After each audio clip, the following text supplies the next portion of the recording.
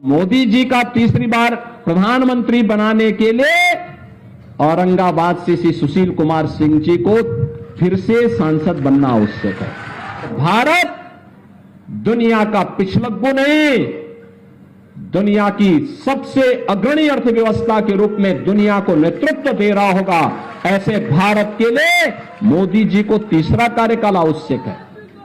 जी के तीसरे कार्यकाल का मतलब विकसित भारत की संकल्पना को आगे बढ़ाना। आप मुझे बताइए, क्या कांग्रेस के लोग अयोध्या में राम मंदिर का निर्माण करते क्या? और यही मोदी की गारंटी है। देश को सुरक्षा देना हो या सुशासन का मॉडल देना हो, नौजवानों की आजीविका का मुद्दा हो या गरीब के उत्थान का, किसान की खुशहाली का मामला हो या फिर नौजवान की आजीविका का और आस्था का सम्मान कैसे होना चाहिए, कि भारतीय जनता पार्टी से बढ़कर के और कोई नहीं कर सकता। आरजेडी से कोई उम्मीद मत करिए। मंच पर उपस्थित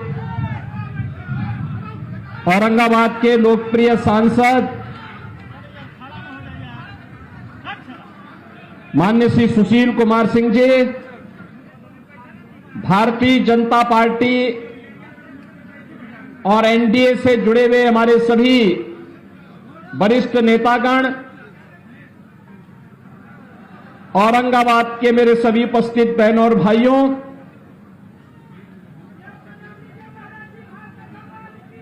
बिहार के चित्तौड़गढ़ के रूप में जाने जाने वाला हमारा औरंगाबाद कि शौर्य भूमि को नमन करता हूं,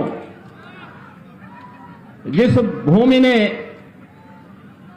बिहार की विभूति से अनुग्रह नारायण सिन्हा जैसे महापुरुषों को जन्म दिया हो, इस पावन धरा को नमन करते हुए मैं आप सबका हृदय से अभिनंदन करता हूं। बहनों और भाइयों, 500 वर्षों का इंतजार समाप्त करके आज अयोध्या धाम में आप सबने प्रभु श्री राम लला को विराजमान होते हुए देखा है।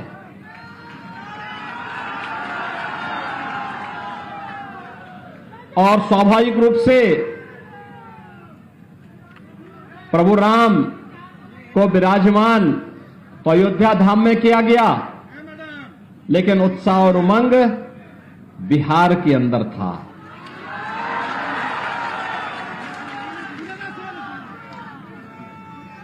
आप बिहार वासियों ने जो उपहार रामलला के 500 वर्षों के बाद विराजमान होने के उपरांत भेजे थे, इसके लिए पूरे बिहार वासियों का मैं हृदय से आभार व्यक्त करता हूं और अभिनंदन करता हूं। बहनों और भाइयों, आस्था का कैसे सम्मान होना चाहिए, यह अगर देखना है तो औरंगाबाद के लिए तो काशी भी नजदीक है। काशी विश्वनाथ धाम आप जाकर के देख लीजिए, अयोध्या धाम भी जाइए और साथ साथ मां विंध्यवासिनी के दरबार में भी आप जाएंगे तो आप देख रहे होंगे वहां पर भी क्या कार्य हो रहा है। बहनों और भाइयों, ये नए भारत का नया उत्तर प्रदेश है, नया बिहार है, और इस नए उत्तर प्रदेश या बिहार के लिए मोदी की गारंटी इन सब के उत्थान की गारंटी है।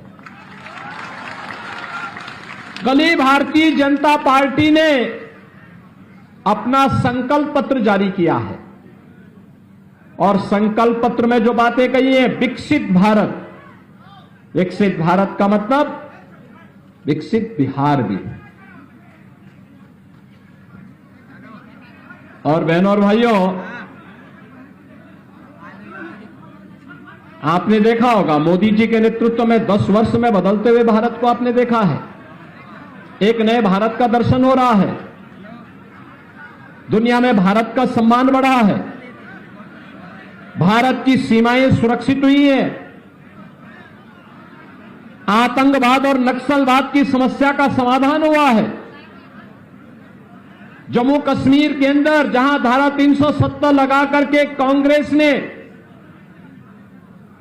भारत के शेष भारत के नागरिकों का कश्मीर जाने को प्रतिबंधित कर दिया था, जिसके लिए डॉक्टर श्यामा प्रसाद मुखर्जी को अपना बलिदान देना पड़ा था। और उस समय उन्होंने 1952 में नारा दिया था, एक देश में दो प्रधान, दो विधान, दो निशान नहीं चलेंगे, नहीं चलेंगे। और भारतीय जनसंघ हो या भारतीय जनता पार्टी, वो हमेशा एक नारा लगाती थी, जहां हुए बलिदान मुखर्जी वह कश्मीर हमारा है। लेकिन बहनों और भाइयों, उस सपने को भी साकार किया है प्रधानमंत्री मोदी जी ने। आज कश्मीर में आतंकवाद की जड़ धारा 370 समाप्त करके कश्मीर को भारत की मुख्य धारा के साथ जोड़ा गया। देश के अंदर नक्सलवाद की समस्या का काफी हद तक समाधान हो चुका है।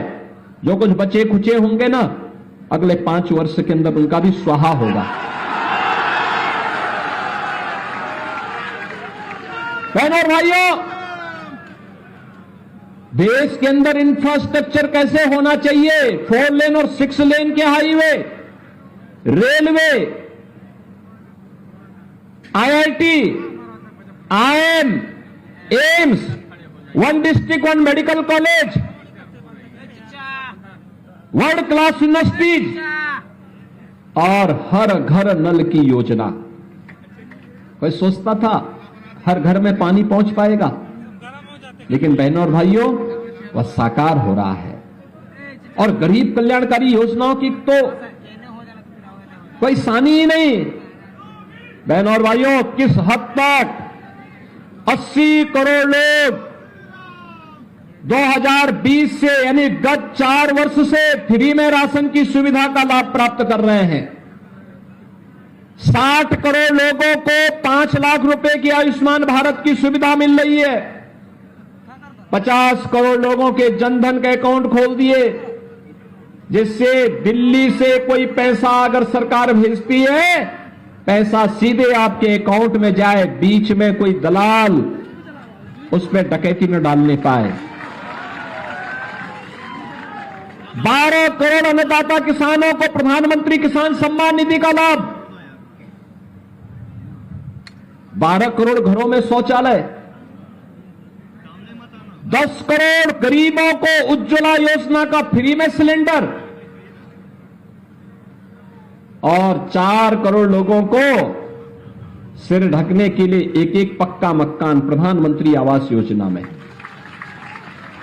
बहनों और भाइयों, हम लालू जी से कहेंगे कि आप संख्या बढ़ाइए, यहां मकान तो फ्री में मोदी जी दे ही रहे हैं।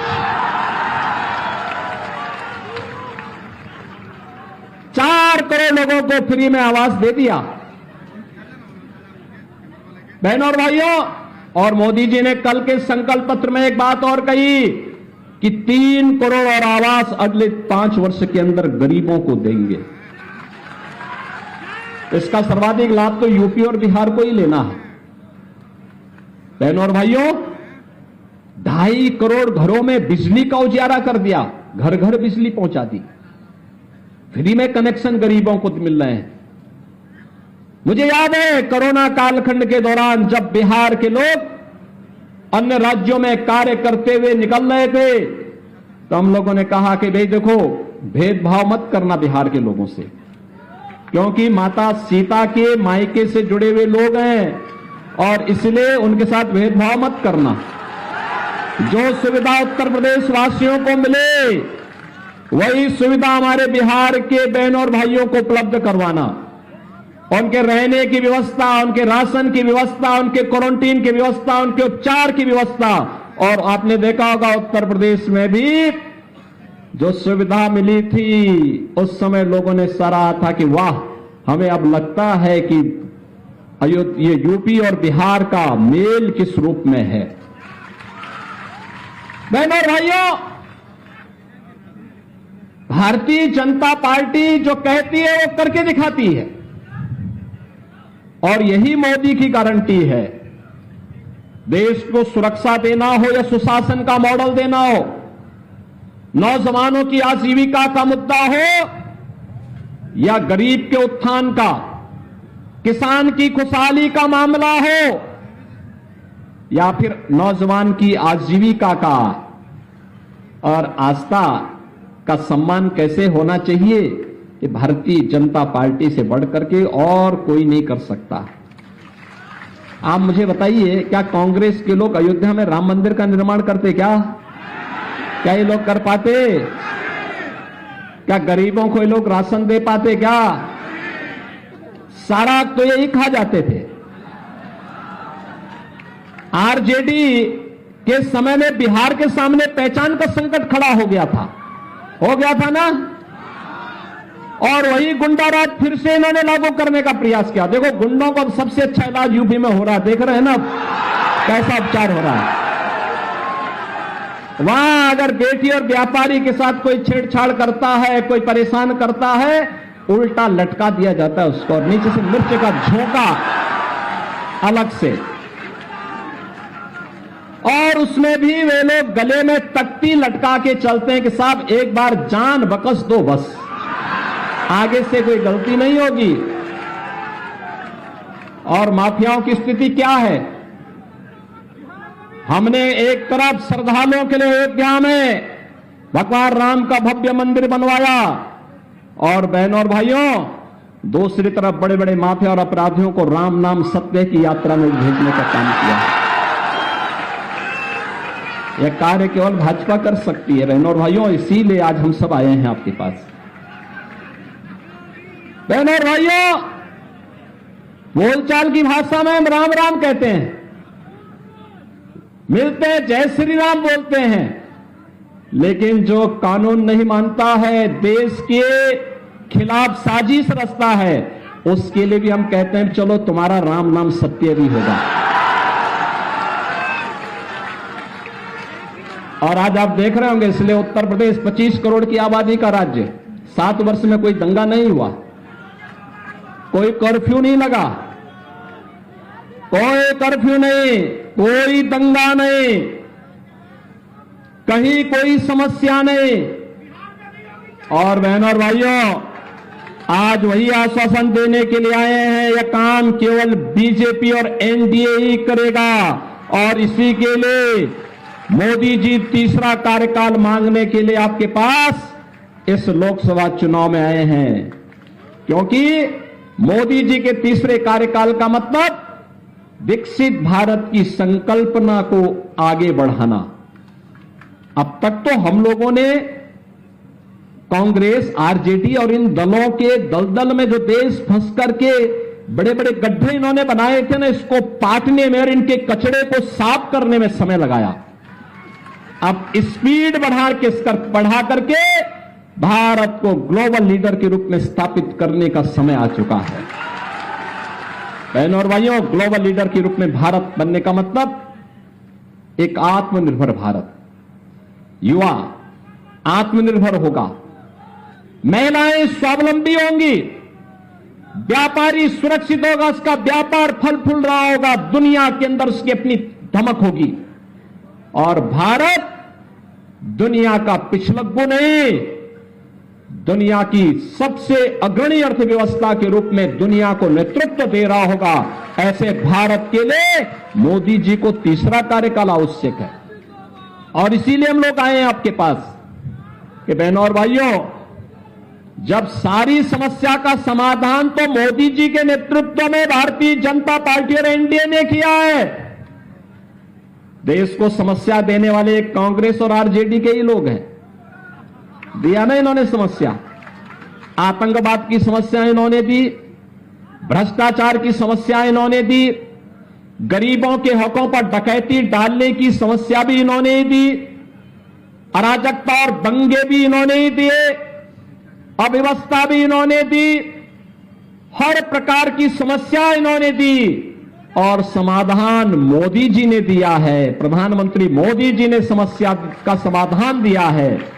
तो जब समाधान मोदी जी दे रहे हैं तो समस्या को पालने की आवश्यकता नहीं जो आपके विकास में बाधक है, और इसके लिए हम लोग आए हैं। बहनों और भाइयों, आरजेडी से कोई उम्मीद मत करिए, ये चुनाव तो अब नेशन फर्स्ट बनाम फैमिली फर्स्ट का आ गया है। और हम लोग तो सोच रहे थे कि अच्छा हुआ हम लोग फिर से एनडीए को बिहार के अंदर और सशक्त बनाने में हमें सफलता प्राप्त हो गई। अन्यथा बिहार के अंदर तो लालू जी के परिवार को ही सीट कम पड़ रही थी। आपने देखा होगा वो परिवार तक ही सीमित रह गए। परिवार के बाहर सोच है ही नहीं। विकास भी होना तो परिवार का, सीट भी मिलनी है तो परिवार को ही मिलनी है, योजनाओं का लाभ भी लेना है तो परिवार को ही मिलना है। एक परिवार यहां भी है और एक परिवार यूपी में भी है। यूपी की जनता तो पहले उनको जवाब दे चुकी है और बिहार के लोगों को भी उस जवाब देने के लिए तैयार होना है। और इसी के लिए मैं आया हूं आपसे कहने के लिए कि बहनों और भाइयों, यूपी और बिहार का संबंध तो चोली दामन का संबंध है, कभी अलग न होने वाला संबंध है। हमारे यहां जब बोलते भी हैं संबोधन में तो हम बोलते हैं जय सीताराम। पहले माता सीता का नाम लेते हैं तब राम का नाम लेते हैं। यही हमारा संबोधन है। तो ये संबंध तो दोनों राज्यों के संबंधों को जोड़ करके मोदी जी के एक भारत श्रेष्ठ भारत के अभियान को आगे बढ़ाता है। और एक भारत श्रेष्ठ भारत के लिए मोदी जी का तीसरी बार प्रधानमंत्री बनना आवश्यक है। और मोदी जी का तीसरी बार प्रधानमंत्री बनाने के लिए औरंगाबाद से श्री सुशील कुमार सिंह जी को फिर से सांसद बनना आवश्यक है। हम दोनों लोग 1998 से लेकर के लगातार देश की संसद में साथ साथ सांसद रहे। और उन्होंने बताया ना, वाराणसी का बाईपास हो या फिर विंध्यवासिनी धाम की कनेक्टिविटी को ठीक करना हो। उन्होंने ये भी कहा था कि विंध्यवासिनी धाम में हमारे यहां के लोग आते हैं, वहां पे काफी संकरी गलियां हैं। हमने कहा चिंता मत करिए, अगली बार जब आएंगे तो मां विंध्यवासिनी का धाम एक नए रूप में होगा। और बहनों और भाइयों, आज तो बासंती नवरात्रि की सप्तमी तिथि है। महाकाली की पूजा होती है और आज विंध्यवासिनी धाम में लाखों श्रद्धालु दर्शन करने के लिए भी पहुंचे हुए हैं। कोई समस्या नहीं है, क्योंकि हमने गलियारा इतना चौड़ा बना दिया है कि कहीं कोई 1 लाख नहीं, 2 लाख नहीं, 10 लाख लोग भी एक साथ आ जाएंगे, कोई किसी को समस्या नहीं होने वाली है। पहले काशी में 10 लोग एक साथ दर्शन नहीं कर सकते थे। आज काशी में 5 लाख, 6 लाख श्रद्धालु अगर एक साथ भी भगवान विश्वनाथ का दर्शन करने के लिए आता है, कोई समस्या नहीं, सभी लोग दर्शन करके जाते हैं। ये सब हो पाया है, मोदी जी का नेतृत्व है, तब संभव हो पाया है। बहनों और भाइयों, भारत की शासकता को कहां सम्मान मिलने वाला था। ये कांग्रेस के लोग क्या कहते थे? कहते थे, ये कांग्रेस आरजेडी के लोग क्या कहते थे? कहते थे राम तो हुए ही नहीं। ये राम के अस्तित्व पर संकट खड़ा कर, यानी ये लोग प्रश्न खड़ा करते थे। और जब अयोध्या में रामलला विराजमान हो गए, अब ये लोग कहते हैं राम तो सबके हैं, कहते हैं ना। इसलिए बहनों और भाइयों, इन पे विश्वास मत करना, कभी विश्वास मत करना। ये धोखा देंगे, धोखा देकर के फिर से बिहार वासियों के सामने पहचान का संकट खड़ा करेंगे। पहचान का संकट खड़ा करने वालों को लोग एक एक वोट के लिए तरसवा दीजिए। सहमत है ना? सभी सहमत हैं? करेंगे इस कार्य को। पहले ही चरण में वोटिंग है, पहले ही चरण में वोट पोल करना है आप लोगों को। और याद रखना, सुशील सिंह जी को जब आप यहां वोट देंगे, उसकी गूंज यूपी के अंदर सुनाई देगी। और यूपी में तो हम तय कर चुके हैं, 80 लोकसभा सीट हैं यूपी में। और हमने तय कर दिया है, यूपी के लोगों ने तय कर दिया कि 80 की 80 सीट एक मनकों की माला बनाकर के मोदी जी के गले का हार बनाएंगे। बिहार में भी आप लोग सब सहमत हैं? एनडीए के सभी प्रत्याशियों को विजयी बनाने के लिए सहमत हैं? यहां से सुशील सिंह जी भारी बहुमत से कमल चुनाव चिन्ह पर विजयी बनकर के जाएंगे, जातिवादी ताकतों को नकारेंगे। सभी लोग सहमत हैं? तो बहनों और भाइयों फिर मेरे साथ बोलेंगे, भारत माता की, भारत माता की, भारत माता की।